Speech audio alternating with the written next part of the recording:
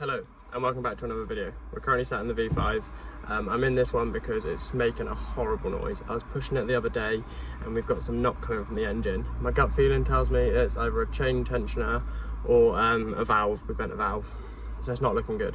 I need to limp it down to my friend's house because she's going to let me do it on her drive because both my cars are taking up the garage space. So what we're going to do is take it down there. I know I shouldn't be driving it right now, but where we're lowered, I'd have to lift it to put it on an A-frame and it'd be a right fucking ball ache. So yeah, we're gonna drive it down there. The next shot will either be me on her drive because I've made it, or I'm on the side of the road because I've blown a head or something stupid. I know that this is gonna do more damage to it. I'll start it up in a second so you can hear it. But on the other hand, I need to get it there. I can't do it on the side of the road where it is now. B, we've got the VR6 ready to go in, so the VR5's not the end of the world. I'm not like heartbroken that we fucked it. But it's just a nice opportunity to be able to fix it, so I'm hoping I can get it down there. The damage is already done. Yes, the damage might get worse if I can limp it down there, but it's got to get there either way. So that's what I'm going to do, limp it down there and hope we make it. I'll start up now and you're going to hear the horrible noise if it starts.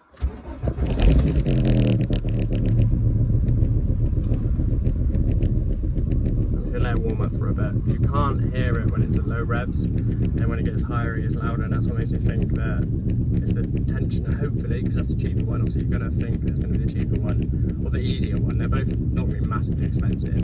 My phone keeps cutting off because of storage, and I had this issue before, and that's why I got the GoPro, so I need to get the GoPro, so we'll just see you in the next bit when I've got the GoPro. The car's made it. You can see I'm sweating. That was stressful. I literally crawled it here at probably like 5-10 miles an hour in the highest, well, nah, that's probably an exaggeration actually, that's a lie, probably like 15-20 maybe, but I was in like third gear just with my hazards on, trying to keep the gears as high as I can, and I kept it at like just above 1000, so not much more than it would idle at.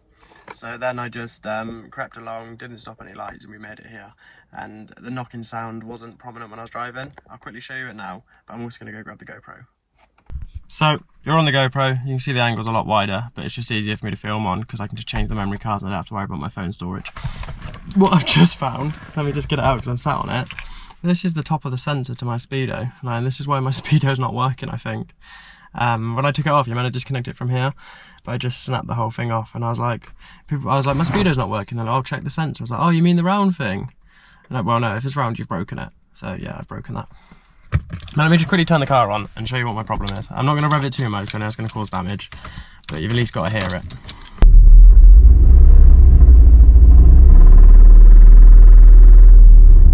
So obviously as the revs are going up, it's getting louder, so I'm hoping there's either a chain going round and it's a bit slack because there's no tensioner, or it could potentially be the valves. Obviously the valves are like a bigger job, which means taking the head off, but I'm going to do it anyway because I've got to learn and I've got nothing to lose apart from the engine. I don't want the VR5 forever. I don't want to sound ungrateful. I do like the engine, it's taught me so much.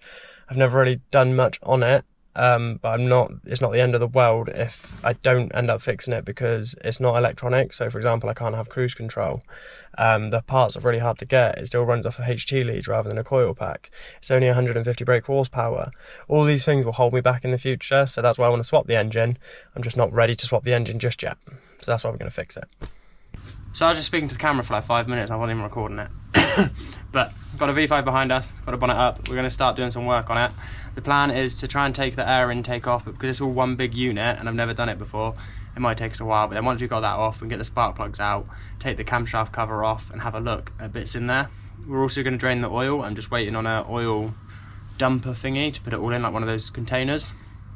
And we're going to have a look at the timing, because I was convinced it's a timing chain tensioner because it's only when it's louder, and we'd be thinking that a valve, you'd still hear it when it's idling because it's going to hit it like 1,000 times per minute, I guess. But yeah, we're just going to get on with that. We don't really know what we're doing, so it's going to be a learn as we go.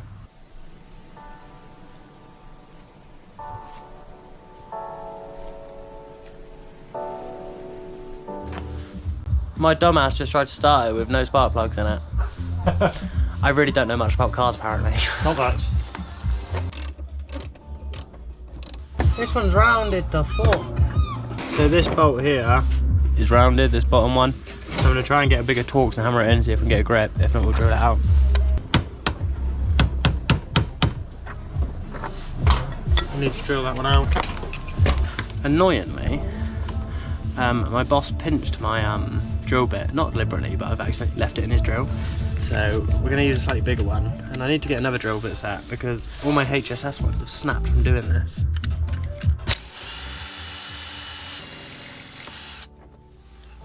Nice, the bolts come off. That was easier than I thought.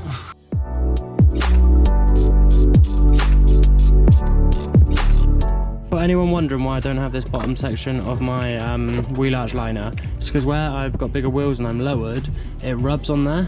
So I chop them out so I don't get any rub.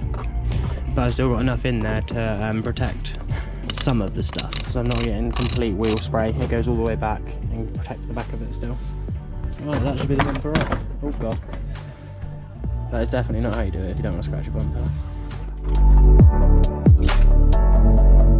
Bumper's off. Now what we're going to try and do is move the radiator forward so it puts it like a service position so that you can then take the intake off. I've never done this before, don't really know how. Don't even know if it does, is like a thing. I know the Manifolds have it. And I think I've seen people do it on this before, so we're going to give it a go. Looking at it, it looks like this whole front end's only attached to the top half of it. So I think if I disconnect that, and then the bits of the air intake that are behind here, and the same over here, I think I might be able to tilt this bit forwards. It's going to be a bit of trial and error, but we'll work it out.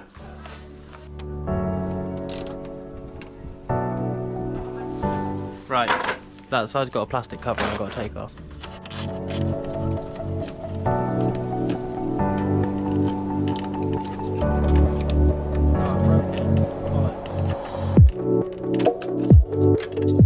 I've broken that, look. See they crack. We'll take it out and do some like weight saving. That's what I'll just say anyways. It's only my bonnet release that goes through there, and I might be able to reroute it to like drill underneath and come through or something. I don't know. That is the first broken part. It looks like it was already broken actually. Oh, it's because I didn't unscrew it. Oh, if I oh, I'm such an idiot, man. Oh, I'm such an idiot. This is the problem with working on cars. If you don't know what you're doing, you end up breaking stuff. I've got one. Look at that. We've worked out crash bar's coming off next, so that's what we're going to do. Well, Ed's worked out.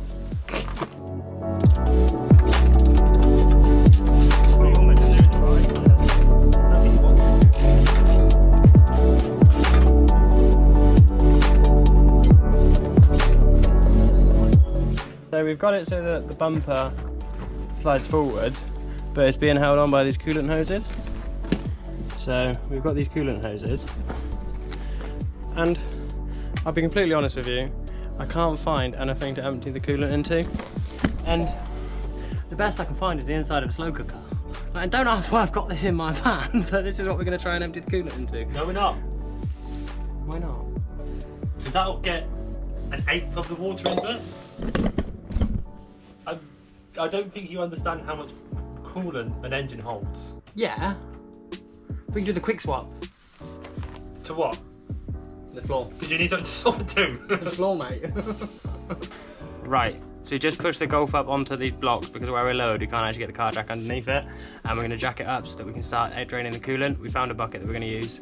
I say a bucket, it's not really a bucket, but you'll see. And yeah, we're going to do that.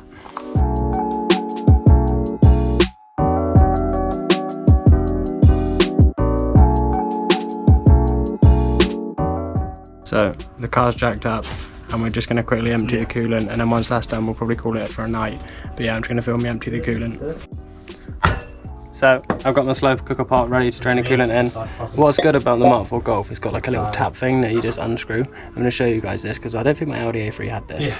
This little thing here that is you twist it. The moles are better than that. The coolant comes up, you twist it and then pull it. But I don't really want to do it right now. Yeah, I could go back. I'm going to put my pot underneath. But we've also grabbed a food waste bin. Obviously you see all of the top mechanics using these, so that's why we're going to use it. So you can see a little bit just come out. I'm going to release the coolant cap at the top, it will release the vacuum and it will start weighing itself.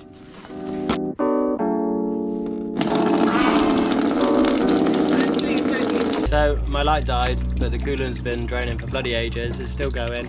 Gonna leave it there draining for tonight. I think we've done enough with just getting the car jacked up, making the front loose, and then we'll check back in tomorrow or something, or when I get a chance to work on this again. But yeah, thank you for watching. I don't know why I'm saying that 'cause it's not the end of the video, so just don't go. Bye. So, top tip. We've got a way of draining the coolant faster. Ready?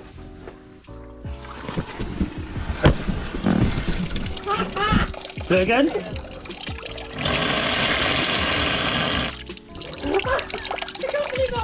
Of course it does. You push it out into the system. Come now faster. Way faster when you blow on it. So, the coolant is now drained very quickly all of a sudden. So that was quite an effective method. Hopefully, I don't die or burn my lips from any coolant around it. But as you can see... There is no way that coolant is fucked. When did you last change coolant?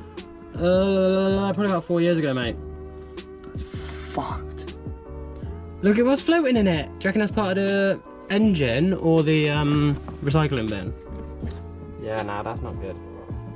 That should be blue or green. Red. It should be red. It should be red. Yeah, it's red Not stuff. that red. Nah, so it's not like massively bad, but it's not great. But it did need a coolant change. Yes. Is it kind of pinky, not red? It's like an electric It's not orangey orange, it's not pinky, really yeah. orange. It is like a pinky Right, orangey give it red. another blow, see if anything else comes out. I don't think it will. We'll give it a blow then. Gonna give it a blow. Little Yeah. corded calm. Nah, I'm just gonna leave it, mate. I'm not fucking. It don't matter. I don't need to get every ounce of it out, do I? We could just flush the system. Give it a bit of a squeeze. Look, squeeze the pipes. Do this. Nah, that's all the coolant, mate. Yeah, I think that looks about right. I don't.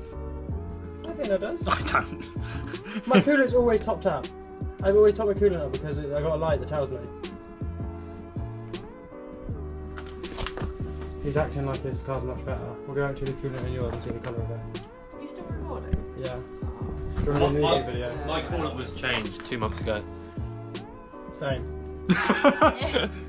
So it's another day working on the VR5. We've got Stephen behind me. I feel very, very ill. I've come down with something. We're just going to drain the oil out of this, see if we find anything in the oil, and just go from there really. Right, we're emptying the oil, and they always say that when you empty the oil, you want to check your fuel cap to make sure you can get it on. It probably means like it's probably more important with gearbox and stuff where it's bolts. Obviously, this has just got an engine oil cap on your engine, so it comes off quite easily. But if it's like your gearbox oil, you always want to check you get it in there. Right, so I'm under the car, looking for the oil drain. I think it's just here, on the sump. Take that off, my oil should drain out. That's obviously your oil sensor. Probably take the sump off at some point because then we'll see what sort of damage we're working with. But we'll wait till all the box and stuff's out first.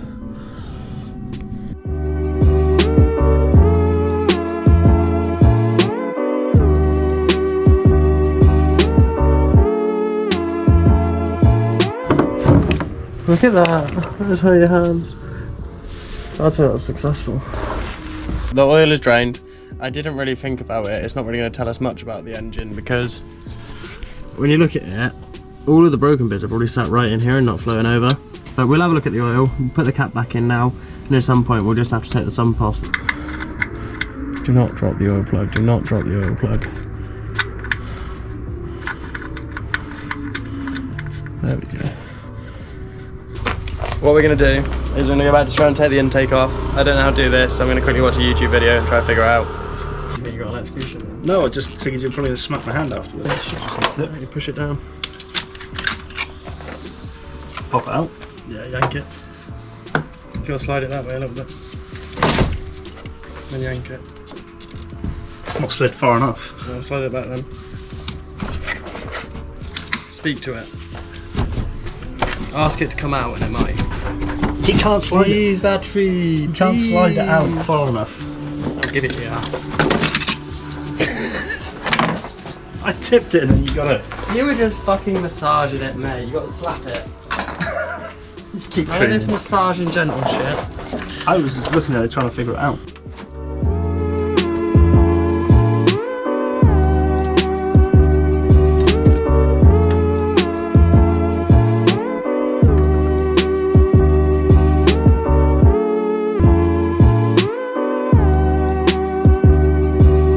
Making progress. The engine intake manifold slightly moves now.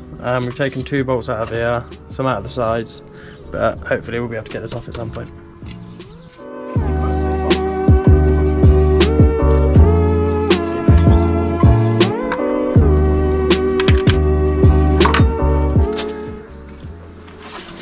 You seriously just dropped it again?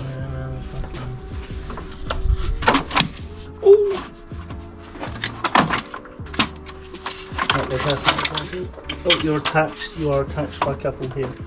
Wait. After God knows how many hours, we got the intake off. It's the next day.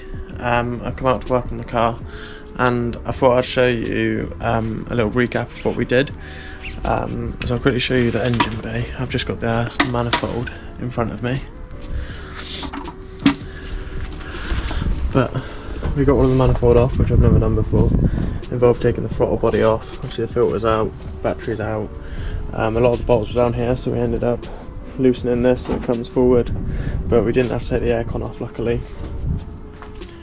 But let me show you the bolts on here, because there's not much on YouTube. So there was one here. This is like the back, this is where your throttle body is. There's one in the back.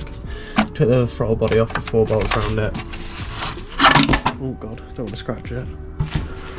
At the back it was just hoses, there was no bolts. I think there might have been a bracket potentially, but I think this was just hoses and clips.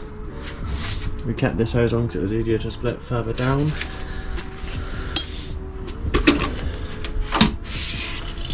On this side there was that bolt there, only the one bolt. This is the confusing bit, because you're like shooting in the dark. We've got 1 bolt here, 2 there, 2 there, and then 1 on the end.